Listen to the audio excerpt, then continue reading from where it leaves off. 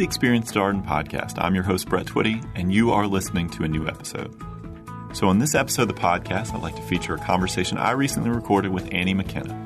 Annie is a second-year student here in our class of 2019, and she and I recently sat down to talk a little bit more about how she decided to pursue an MBA, what led her to Darden, how her experience has been so far, and what her plans are after graduation. So without further ado, here's my conversation with Annie McKenna. Annie, welcome to the podcast. Thank you so much. I'm thrilled to be here. All right. So for our listeners at home, tell us just a little bit more about you. Yeah. So as you said, I'm a second year at Darden, born and raised in Philadelphia. I am the youngest of four. Family was and is always very important. And before school, I taught 7th and 8th grade math at a bilingual charter school for 2 years in Philadelphia, and then made the very logical transition to private wealth in New York City for about 2.5 years.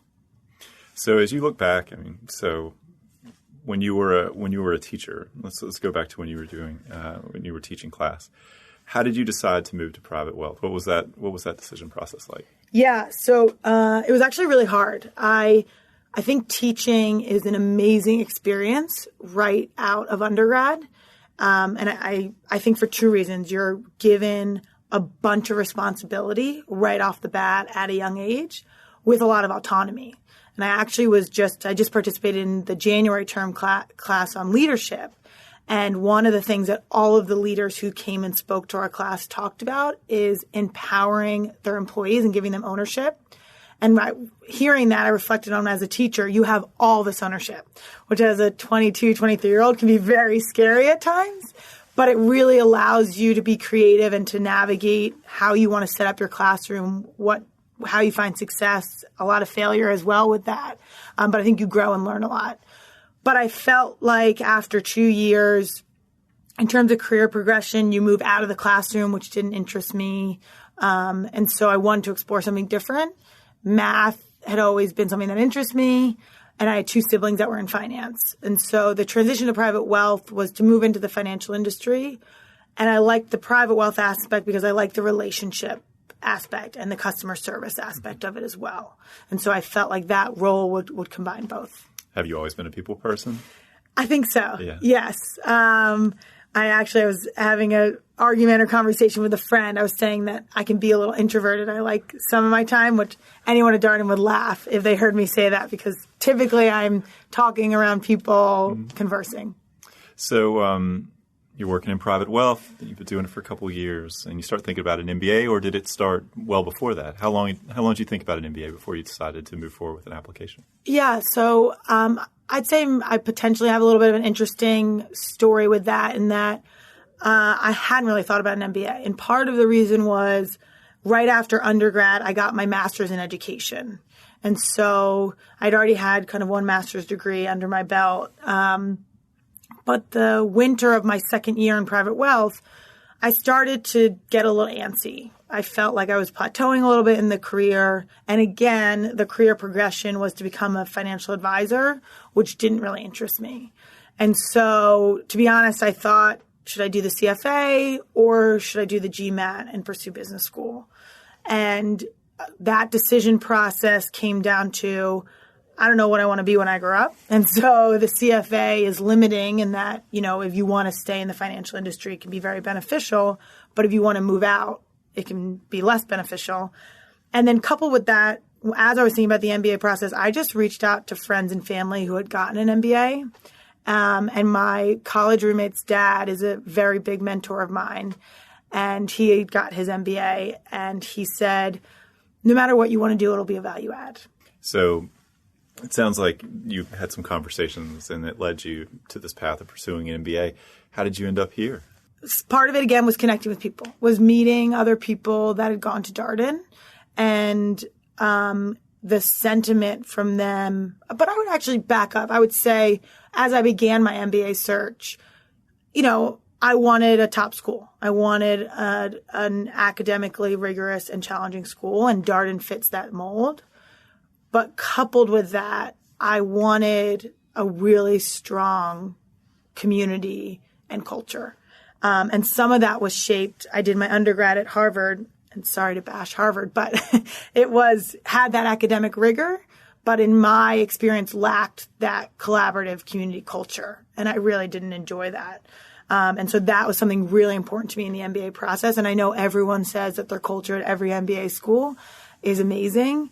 But I actually connected with an alum who was like a friend of a friend of a friend, like 6 connections down the line, who spent 45 minutes on the phone with me talking about his experience, asking me about not just Darden, but my overall MBA experience. Where am I thinking? How am I thinking about it?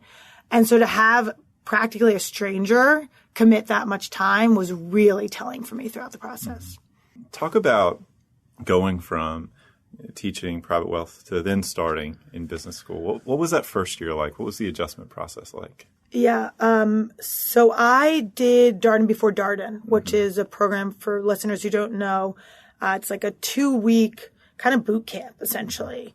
And one of the things I appreciate about it is part of it is for people like me who don't have the finance, accounting, econ type background.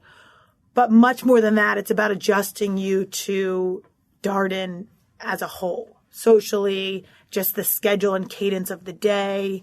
And so for me coming in, that was huge to have that kind of dip your toe in the water.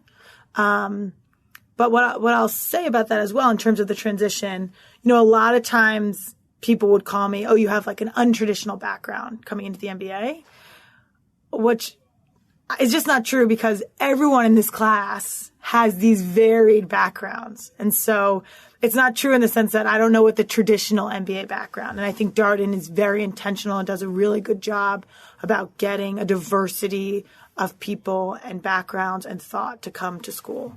So Darden before Darden definitely helped in terms of transitioning. I won't lie, the first year is tough. You are in 3 classes a day. The professors are incredible, but they push you. And so I think the way, though, that I kind of explain the academics here is there is an expectation. We're all case-based. And so you go to every class. I know at some other business schools, attendance is loose. Here, everyone's there. And so what it creates is this, everyone wants to put their best foot forward because it's kind of like, I'm going to be here. I signed up to do this. I'm committed to the academics. And so while it definitely is very hard, and I had moments where I doubted if I was going to pass a course or make it through, you're surrounded by this group of 65 people that are there to push themselves and you as well. And so, as an example of that transition, like I said, I had never before coming to Darden taken a finance, econ, or accounting course. So econ was one of the classes I particularly struggled with. And we had a student in our class in section E who was an econ professor before coming to Darden. And so I reached out. He's from Israel, Itai. And I was like, hey, Itai, do you mind? Can we sit 15 minutes? I can bounce off some questions. It's like, no problem at all. Gave an hour 3 times throughout the quarter. Said anybody from section, come on in. We sat in the classroom and just bounced questions. And he would, if you said you didn't get it, he'd explain it again. And that, I think, is what makes the transition so much easier, is the people and their willingness. And again, he doesn't get extra credit. There's no kind of even pat on the back, and he still was happy to be there. Yeah, and it's worth noting that even the econ professors don't get to place out of econ here. Everybody takes the core. That is amazing that you had somebody with that level of expertise in your class. And I think that's where it comes down to culture, right? As we think about candidates who would be a good fit here, we had an event up in D.C. in December. Mark Lipson was there and talking a little bit, a finance professor here on our faculty, and was talking about the kinds of students that are successful at Darden. And he was completely unequivocal about, Darden is all about collaboration. And if you're not a collaborative person, this is probably not going to be a great fit for you. If you just want to go off and be by yourself, that this is not that kind of program. Yeah, I think absolutely. And it is reinforced in everything that we do. So, you have learning teams where it's 6 people, 1 from each section, and then doubles up somewhere. And every evening you get together and you go through the cases. And again, Darden's very intentional about creating those groups that you have different people with different strengths. But I think another thing that reinforces that culture is the student-ledness, even though that's not a word. We're very student-centered here, to a scary point almost, in that this year, in my second year, I was tasked with some other students in running orientation for the first years coming in. So the president of our class had reached out, asked if I was interested. I was like, great, of course. So I'm waiting for the faculty will reach out, give us the guidelines, or we'll hear from OSA, which is the Office of Student Affairs. They'll have kind of a template or things that, we have to do, and we'll help here and there. No, it was blank slate, run with it. Here's your budget, whatever you think makes sense. And so that culture, I think it forces you to kind of step up to the plate, be a leader, take responsibility. But it also allows you to really shape Darden. So the team of us, and it was not just me, it was 4 or 5 students, we wanted to create an event that was super inclusive. So we wanted to make sure that right away when these first years came in, they experienced the inclusivity that's at Darden. And we were tasked with doing it without any kind of oversight. That, like I said, at some points I was a little nervous that I had so much responsibility. But again, that is reinforced in everything that you do at Darden. Yeah, that's amazing. As someone who used to run an orientation, that is, I know that's daunting and amazing for y'all to take that on. Y'all are busy students, and orientation is no small undertaking. So, how does your second year compare to your first year? Another great question. So I'd say there are a lot of differences, but both are equally, for me, both have been equally incredible. So first year is very structured. So you mentioned how everyone takes the core. So for the first 3 quarters of your first year, you are in the same classes as all the other first years. You're in your section every single day. The schedule is 8 to 1:10. You have learning team. There's a very structured cadence and rhythm, which is great. As you're transitioning to all this newness, to have that structure, I think is wonderful. Second year, you have a lot more freedom. And so some of that freedom comes from just the schedule being different and in some ways less rigorous, in other ways not. But I think the way someone explained it, an alum explained it to me, is they said, you can make yourself as busy or as not busy as you want. And so in my second year, I'm the VP of careers for the finance club. I'm doing SAC, which is the Student Admissions Committee. I'm part of Darden Capital Management, which is the student-led investment group that's responsible for investing. I think it's up to $18 million now. So I've opted in to a lot of the Darden activities. My dad actually has a friend whose son finished from Darden and played a lot of golf in his second year. So you can choose in your second year how you want to spend that time. But what second year has opened up for me is the ability to have some more of that unstructured time to really get to know my classmates. So one of the things I started at the end of first year, but have done with more frequency in second year, is a dinner club. And so I invite 4 students in my class, and I ask them to bring a friend. And they don't have to tell me. So sometimes they don't tell me, and I open my door and there's a new person that comes in, and we do a potluck dinner. And so that's something that second year, the timing and again, the flexibility of the schedule has allowed for that. At first year, it might have been more difficult. And again, I think that openness relates back to the culture at Darden. Mm-hmm. Yeah, so you've obviously chosen the busy path here in the second year. So talk a little bit about your role with the Finance Club. So what does it mean to be VP of Careers? Mm-hmm. So the Finance Club is tasked with helping first-year students and second-year students secure internships for the summer. It's one of the more career-oriented clubs. And so we work with the Career Center, the Career Development Center. We work with first and second years, and we work with the employers who come on grounds. And so as VP of Careers, I'm co-VP, so there's another, Gordon Stewart is my other VP for Finance Board. We are responsible for creating a lot of the content that helps with the recruiting process. Most of the students in Finance Club are recruiting for investment banking. So a lot of our content and educational sessions that we put on is towards the investment banking recruiting path. But like I said, it also is a lot about managing the relationships with the banks, staying in good communication and contact with the Career Development Center as well, and helping to advise first-year students. So one of the things in the fall that was keeping me busy was a lot of coffee chats with first years about my experience. So I was doing investment banking at Goldman Sachs this summer. So about my experience this summer and then advice I had for the recruiting process. Yeah, so I'm fascinated by those conversations because, I mean, I imagine you have some people that know a lot about it and are really asking pretty detailed questions. Other people that might just want to know, like, how did you even go about finding this job? My experience is I came into Darden saying I don't want to do investment banking. I don't want to do it. And a second year, actually, the president of the Finance Club last year reached out and said, hey, he had seen me in a couple finance club. Like, I'd love to just talk to you, see where your head's at. And I sat down with him. I said, I truthfully don't know that much about investment banking. I know that they're really long hours, and I'm pretty sure I don't want to do it, that I'm not interested. And we just talked for 45 minutes. He listened to what I was interested in. He talked about his experience. He talked about why he thought it potentially could be a good fit and I should investigate it more. So I was someone that came in with limited knowledge of the field. And the second years last year are really there to support you along the way.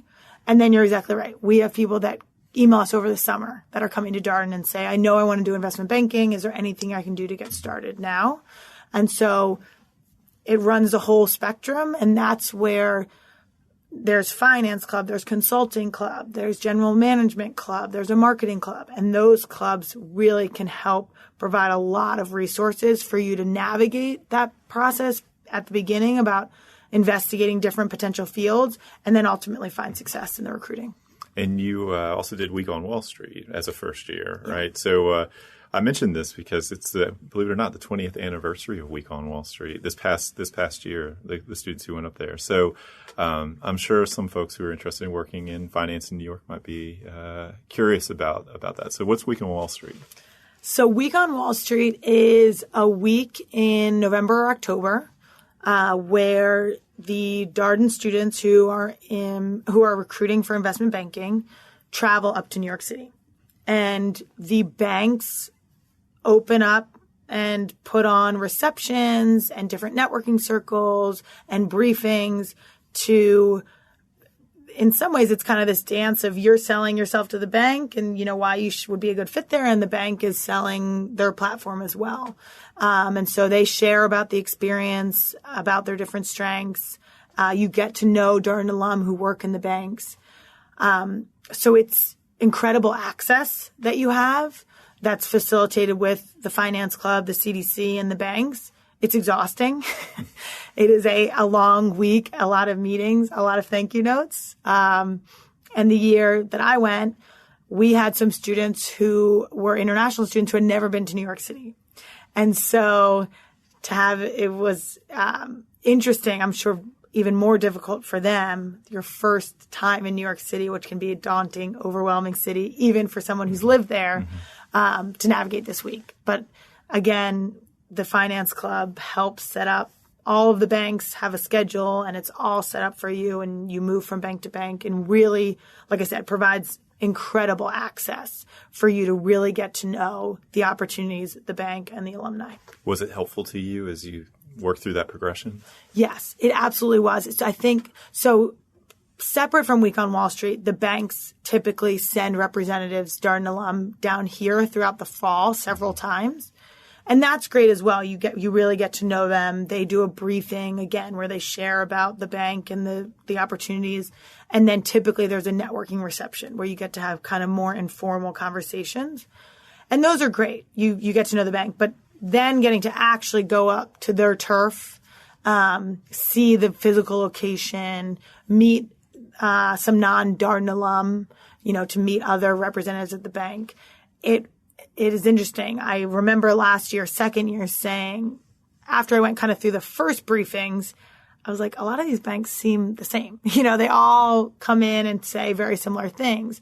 Week on Wall Street allowed you to really differentiate much more because, again, you got that access. Yeah. So you got just a few months left here in Charlottesville, which is kind of hard to believe. It seems to fly by.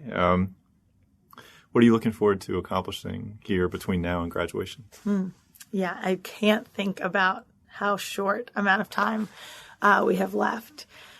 So I think there's so much that I want to do because I think one of the things that I didn't anticipate in pursuing an MBA was, and I think especially because I knew I was going to get a lot out of the academic portion. Again, not having taken a finance, accounting, econ, ops, marketing. So one of the things I'm looking forward to, and I hope my professors now aren't listening to this, is the interactions with students outside of the classroom. So, before doing this podcast, I sat down to lunch with Claire Shen, who's from China. We went to Uganda last year on the Darden Worldwide course and just got to know her better, hear about her break. Again, these dinner clubs really allow this opportunity to get to know my classmates and to form a deeper connection. And so those are the things I'm looking forward to in the next 4 months, is those opportunities to learn from and connect with my classmates. Well, there's always that little bit of we won't be in this place together like this again, right? So you do have to take advantage of this opportunity. Yeah, absolutely. And in fact, one of the things I'm hoping to start, I've been talking about it and need to get it off the ground, is an article club. So get it like a book club, except for someone like me who is not the quickest reader. Instead of a book, do an article. And just get a group of my classmates together to discuss, debate. I will say that's something about business school, and I was talking to another classmate about this. We like to kind of sit and talk about ourselves and each other and feedback and how you think about the world and deal with different issues, kind of have deeper conversations. And I was talking to a classmate who said over break, her family was kind of taken aback by that, because you're used to at the Christmas dinner table or at Thanksgiving, how's it going? Oh, it's good, kind of high level. Whereas a lot of MBA students, it's like, so what do you think your biggest strength is? And what's one of your weaknesses? And you end up having these kind of in-depth conversations, which she was just saying that her family was like, whoa. Go in there. Yeah, exactly. Yeah. So, obviously we've got some prospective students that listen to this podcast. And any advice that you would share with them as they think about business school or Darden generally? Yeah. So a couple things. Come to Darden. That's first and foremost. So a good friend and classmate, Mary Julia Keller, was on the blog recently. And one piece of advice she gave was to read books, which I'm not going to endorse.